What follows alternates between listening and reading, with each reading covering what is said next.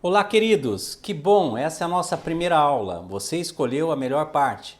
Fazer parte desse contingente de pessoas preparando-se para servir a Deus, servindo pessoas, e você, nosso aspirante, inicie um projeto maravilhoso na sua própria história. Que Deus possa te abençoar.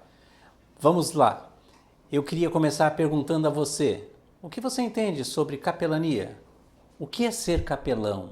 O que esta palavra representa e significa no teu coração? Eu não sei quais são as informações que você já tem a respeito disso. De repente você viu alguém com um uniforme bonito e isso te encantou e você de repente tem essa informação como base do que é ser capelão. Deixa eu lhe instruir. A palavra capelão e capela tem a sua origem, são as duas empregadas em nossos dias com uma única menção de um fato. Este fato é intitulado uma lenda chamada Manto de São Martinho de Tours. Portanto, torna-se importante eu e você conhecermos alguns traços da biografia deste São Martinho, que é citado nesta lenda como protagonista, como parte inicial desse processo que nós chamamos hoje dessa palavra capelania. Algumas informações importantes que eu quero deixar aqui para o teu conhecimento. São Martinho nasceu em 316 anos Domini, na Sabária, atual hoje Hungria, e faleceu em 397. Com 81 anos de idade, ele vem a óbito. Era filho de um veterano tribuno militar, ou seja, um policial, um militar romano, que odiava o cristianismo. Essa é a história. O pai de Martinho foi transferido para Pávia e na Itália e levou consigo toda a sua família. Logo depois, então, Martinho iniciou os estudos a respeito do cristianismo, mesmo sem o consentimento dos seus pais. Ele tinha 12 anos de idade quando começou a sonhar numa vida completamente reclusa do mundo. Daí, então, a ideia foi desaprovada pelo seu pai, que, para impedir o alcance do seu intento, do seu objetivo, valeu-se de um edito imperial que ordenava o alistamento dos filhos de oficiais do exército, então alistou Martinho, que com 15 anos de idade já fazia parte então das forças militares romanas. Consta que Martinho foi batizado aos 23 anos de vida, em 339, onde ele permaneceu no exército provavelmente até os seus 40 anos de idade. É interessante que a consagração de Martinho a se tornar bispo lá de Tours, e assim então nasce o conto desta lenda, aconteceu por volta de 371, quando ele tinha aproximadamente 55 anos de idade. A lenda então é exatamente essa. Martinho ele já integrava o exército e ainda era catecúmeno quando se deu um importante fato ocorrido em sua vida.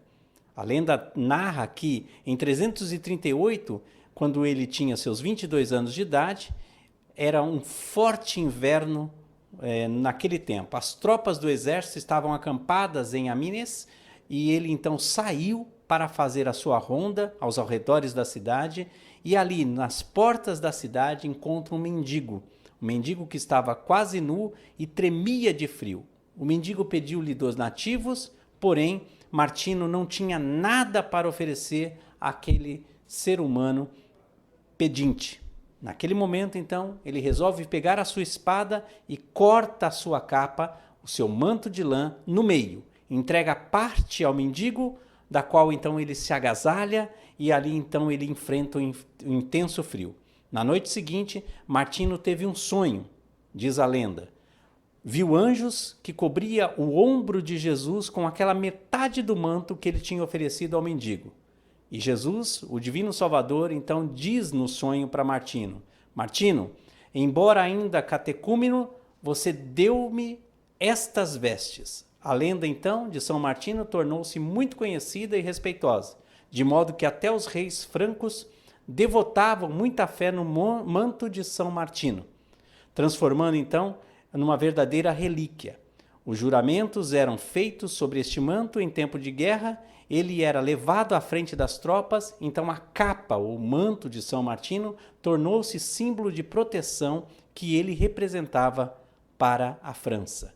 Daí então o significado da palavra. Conforme se verifica, a partir desta lenda, conhecemos a origem do significado da palavra capela e os seus derivados. Na língua latina, a palavra empregada para identificar a peça do vestiário de São Martino, que repartiu com o mendigo, era exatamente esta, capella. Escreve-se C-A-P-E-L-L-A, cuja tradução em português seria manto ou capa que cobre. Daí então o uso correto, e afirma-se então que Martino repartiu a sua capela ou seu manto. Daí então vimos por meio disso essa ideia de cuidado. O local, ou seja, o baú ou o oráculo ou o móvel aonde se guardava a capela, ou seja, o manto de São Martino, passou a receber o nome de capela também. E as pessoas responsáveis pela guarda deste manto seriam os guardiões da capela, são conhecidos como capelães. Daí nasce essa ideia. Ao passar dos tempos, a edificação destinada a essas celebrações passou a ser chamada capela, que, como por exemplo, os reis e nobres usavam isso para partilhar, para ter os seus cultos particulares. Na França, costumava-se levar então essa relíquia, ou esta capela, ao oráculo de São Martino, preservada pelo rei da França, num acampamento militar. Em tempo de guerra, essa relíquia era posta numa tenda especial que levava o nome de capela. Logo, um sacerdote ali estava mantendo o ofício religioso de cuidado, de aconselhamento. A ideia progrediu e mesmo em tempo de paz, a capela continuou no reino, sempre tendo um sacerdote como conselheiro, que passou então a ser observado no cuidado, ou seja, na manutenção desta ideia. Em 1789, esse ofício foi abolido na França, mas restabelecido em 1857 pelo Papa Pio IX. A essa altura, o sacerdote que tomava conta da capela, que era chamado capelão, passava a ser o líder espiritual do rei soberano e dos seus representantes. Nasce então a ideia do serviço de cuidado, o serviço de acompanhamento. Daí então nasce a compreensão clara do que é ser capelão. Capelão nada mais é do que aquele indivíduo, aquela pessoa que se dispõe a cuidar, a zelar. No mito, na lenda, Martino ele parte o seu manto, ele corta o seu manto, ele dá parte da sua proteção àquele que está necessitado. Meu querido aspirante, você está entrando num ambiente não para ser servido, mas para servir. Se até hoje você não compreendeu com clareza uma vida de serviço, você está no lugar certo. Agora é tempo de você descobrir que o capelão é aquele que serve. E eu quero dirigir a você essa palavra. O aspirante ao serviço de capelania voluntária tem como objetivo cuidar de pessoas. Eu tenho acreditado, meus irmãos, que eu sirvo a Deus servindo pessoas. Não tem outro jeito de fazer isso a não ser se disponibilizando. Aqui não é um lugar onde nobreza, orgulho, performance, autoafirmação ou esconderijo para as frustrações existenciais não cabe aqui. Todos nós estamos servindo. Eu sou capelão, me orgulho disso. Sinto verdadeiro prazer em poder servir aqueles que me cercam. Se é esta a tua motivação, você está no lugar certo. Se porventura essa motivação não é a sua, reveja, é momento de reflexão. Porque daqui para frente, você vai aprender coisas ainda mais profundas e que vai requerer de você, assim como se requer de mim, uma compreensão clara de uma vida de serviço. Se na sua igreja, onde você faz parte, você já serve, glória a Deus por isso. Se porventura na sua igreja não lhe foi ensinado a respeito de servir, eu quero te desafiar a olhar para nós como Associação dos Policiais Militares Evangélicos do Estado de São Paulo, como uma instituição disposta a servir. Se é isso, você está no lugar certo. Se não é, é momento de reflexão. Corrija o seu princípio, a sua disponibilidade, aquilo que embala o teu coração, porque nós precisamos mais e mais de pessoas dispostas a servir. Assim como o conto A Lenda de São Martino, que numa noite fria saiu para patrulhar, o capelão tem que estar disposto a sair na hora que lhe é incumbido a missão, a responsabilidade de cuidar de vidas, sair e dividir o que ele tem. No caso, talvez não seja um manto de lã, talvez seja uma palavra de consolo, um ombro amigo. Muitas vezes vai acontecer, e eu tenho certeza que você vai experimentar isso, não é as tuas ou as minhas palavras, mas é o teu e o meu ombro disponível para cuidar de vidas. Quero deixar essa palavra de encorajamento a você. Se você é servo, você e eu só somos servos se servimos aos outros.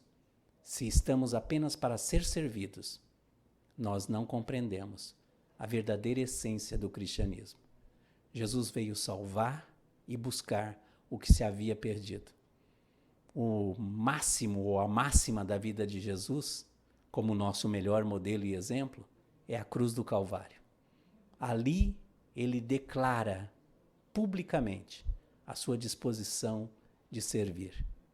Que Deus use a sua vida, que Deus use a minha vida, que Deus nos use para servir e que esse seja o nosso maior chamado.